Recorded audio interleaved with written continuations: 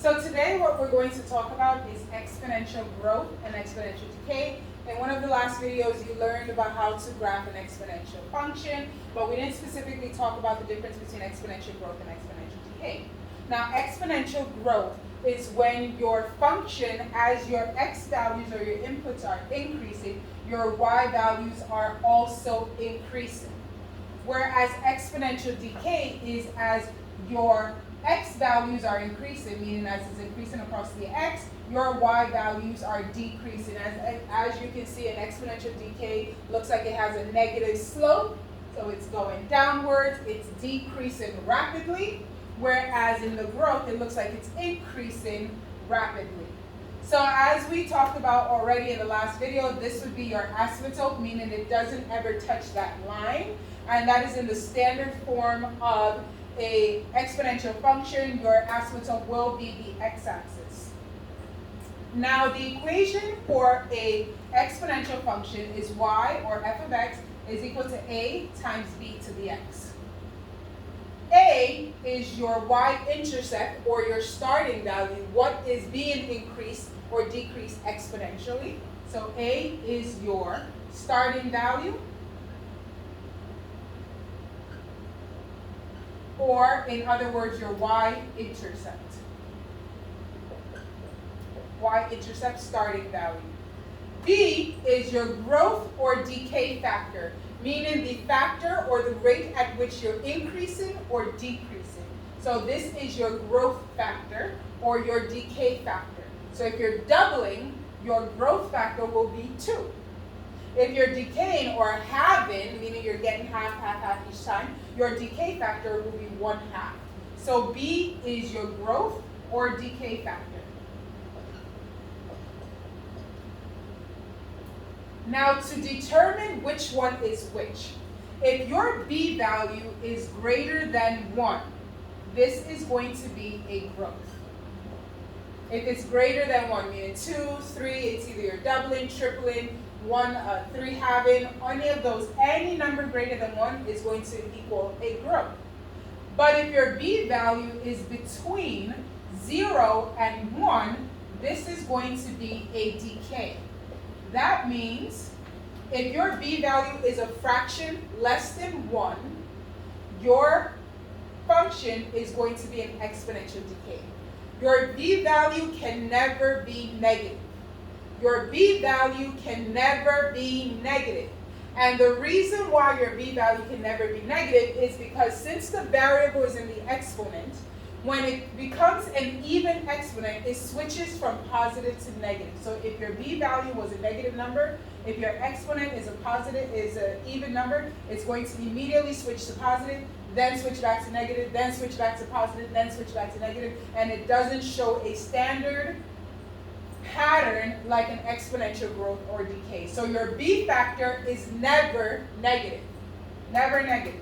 Your A factor could be negative, so you could be your starting value could be a negative, and then you can be exponentially growing in the negative, meaning you're getting exponentially larger negatively. So you're starting at -2, but as you keep increasing, like -8, -16, and so on and so forth. Or your A value could be positive, and then you're exponentially increasing in the positive direction. So it can get exponentially large positively, or you can also get exponentially large negatively. So now, let's talk about how we would graph, or what the exponential growth and exponential decay would look like if we were graphing them. So I'm going to use the example y equals 2 to the x. So for the growth, we're going to say y equals 2 to the x. This is a growth because our growth factor is 2, and 2 is larger than 1. I'm going to use the exponential decay function as y equals 1/2 to the x. This is a decay because 1/2 is a fraction between 0 and 1. If I wanted to graph y equals 2 to the x, I'm going to go ahead and make myself a table of values. I'm going to pick some negatives, I'm going to pick some positives, and I'm going to pick 0. That's because I would like to know what the graph is doing on the left side of the y-axis. I would like to know what the graph is doing on the right side of the y-axis. And I would also like to know what the graph is doing when it is on the y-axis. So I'm going to put in -1. 2 raised to the power of -1. Our exponent rules tells us that would be 1/2. 2 raised to the power of 0. Our exponent rules tells us anything raised to the power of 0 is 1. 2 raised to the power of 1 is going to be 2. And as you can see, our y values are increasing by a factor of 2. 1/2 times 2 is 1. 1 times 2 is 2. 2 times 2 would be 4. So as this is increasing by 1 unit, our y values are increasing by a factor of 2. So now if I wanted to graph this to show that it actually is going to end up being an exponential growth,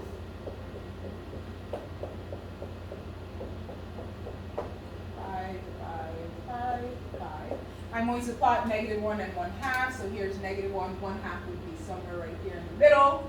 0, 1, 0, 1 would be right here. This is a very important point right there, and I'll explain to you why that point is so important. And then 1, 2, 1, 2 is right here. So we know that our asymptote is y equals 0, and that's because there's nothing out here like the last video told you. So it gets really close to the x-axis but never actually touches it.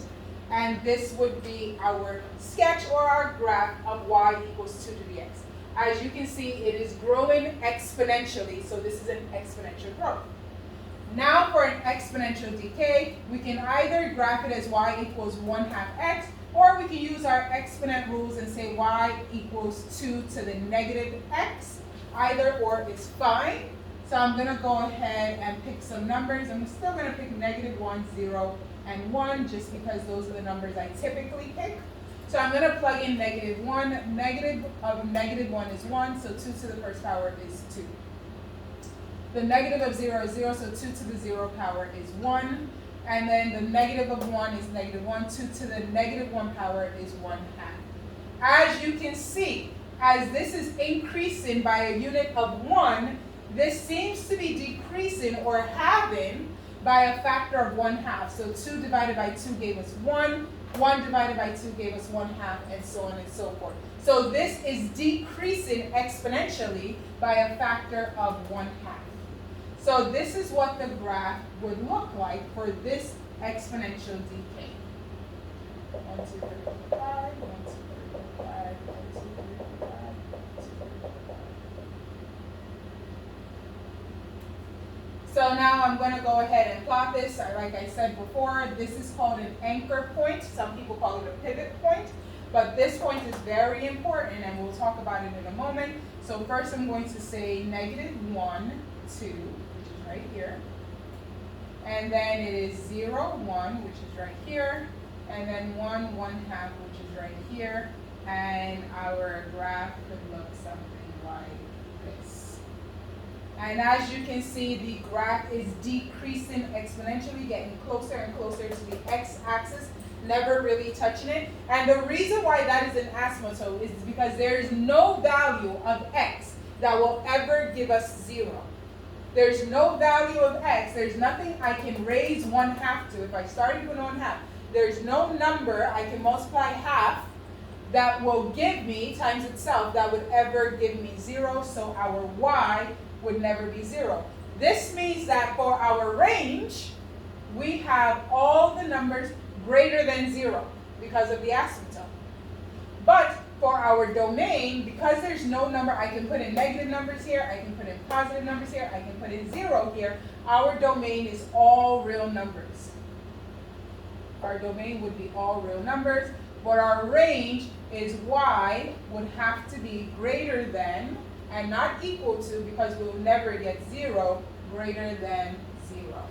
That would be our range. There are no values of y that are on the negative side of the y-axis. There are no values of y that is actually on the x-axis, which is where y is 0. And then all our values of y are above 0.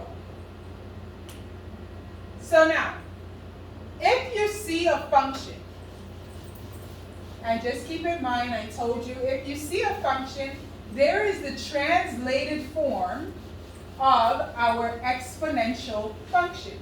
So our standard exponential equation looks like this. Y equals a times b to the x, where a is your starting value, b is your growth or decay factor. But you can also see it like this when a transformation has happened to it. And these different values do different things to the graph. So the first thing is h moves it left or right.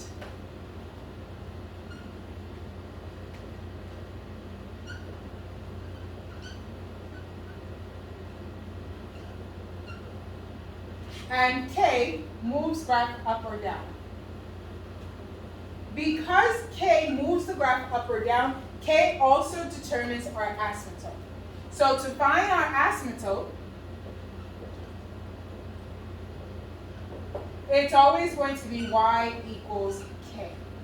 That will be the line, because if the graph moves up, that means that it won't touch that new line that the graph has moved up, going up from 0. If the graph moves down, then that means it won't touch that new line where y equals k. So that's our asymptote.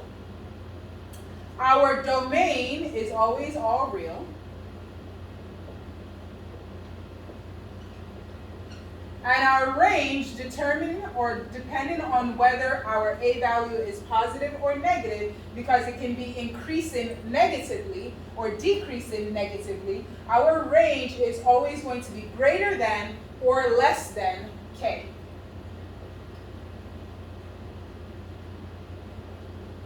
When a is greater than 0 and y is less than k when a is less than 0.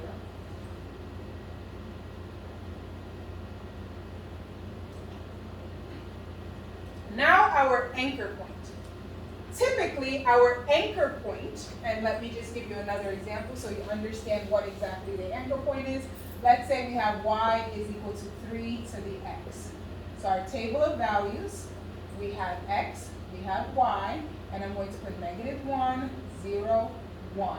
And I'm even actually going to give you 5 points so that you can really see what's happening to the graph. So -2, -1, 0, 1, and 2. So -2 just means that it's 3 squared on the bottom, so this is 1/9. This is 1/3. And keep in mind, because it's a factor of 3, I can just keep multiplying by 3. So that gives me 1, this would give me 3, and this would give me 9. So now here's what my graph will look like. And just so you can see the notes, just in case you don't have them, to write them down. Here's what my graph would look like. So here is my graph. 1, 2, 3, 4, 5, 6, 7. 1, 2, 3, 4, 5, 6, 7. 1, 2, 3, 4, 5, 6, 7, 8, 9, 10. 1, 2, 3, 4, 5, 6, 7, 8, 9, 10, 10, 7, 7, 10, negative. So -2 goes to positive 1/9. So here's -2 and it's 1/9. So really close to our x-axis. -1, 1/3, so still close to the x-axis, but just a little bit higher. 0, 1, so 0, 1. Once it goes to 0, 1, it seems as though our movement, our graph, sorry, my lights are on motion sensor, so sometimes that might happen. It seems as though our graph starts increasing more rapidly. So once I hit this anchor point, or what I call a pivot point, our graph starts increasing more rapidly, because I go from 1 to 3, then 3 to 9, then 9 would go to 27, and so on and so forth. So it seems as though it was moving really slowly here, but then as it got to 0, 1, the graph started moving very, very quickly. That is why this point right here could be called a pivot point or an anchor point. So that's 0, 1, 1, 3, and then 2, 9 would be right here. So it jumps, and then it starts increasing rapidly. This anchor point is very important because it allows you to see the point at which the graph starts increasing rapidly. So there is a specific formula for finding your anchor point. Typically, if there is nothing here, your anchor point is 0, 1. But if the graph is transformed using this, there is a specific way for you to calculate your anchor point. And let's talk about that now.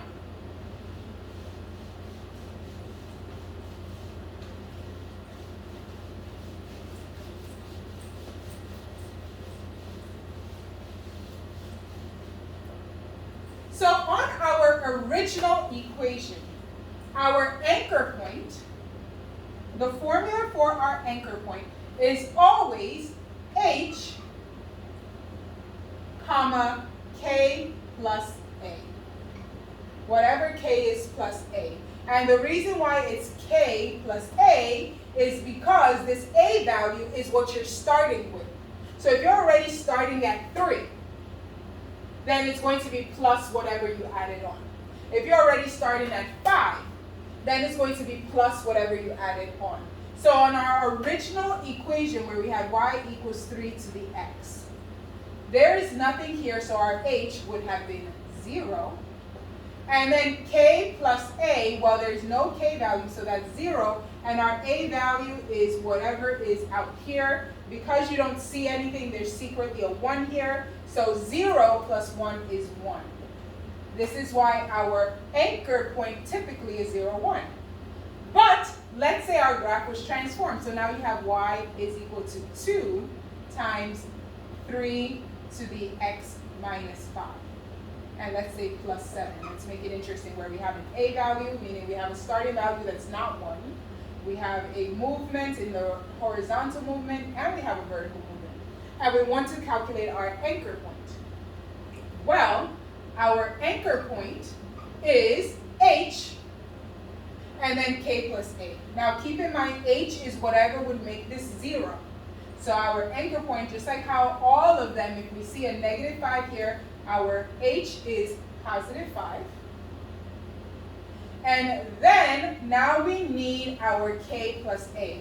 Well, k is 7, a is 2, so 7 plus 2 is 9. This would be our anchor point. Now, let's see if this actually works. That means when I plug this back in, this should be a point on this function. So we're going to go ahead and see if this is actually a point on this function. That means that 9 is equal to 2 times 3 raised to the power of x minus 5 plus 7. 5 minus 5 is 0. 3 raised to the power of 0 is 1. 1 times 2 is 2. 2 plus 7 is 9. This is our anchor point. Let me show you another one. Let's say it was f of x is equal to negative 3 times, let's say 4 raised to the power of x, and I use minus, so I'm going to say plus 7, and I use plus, so I'm going to say minus 1 here. Already, I know my asymptote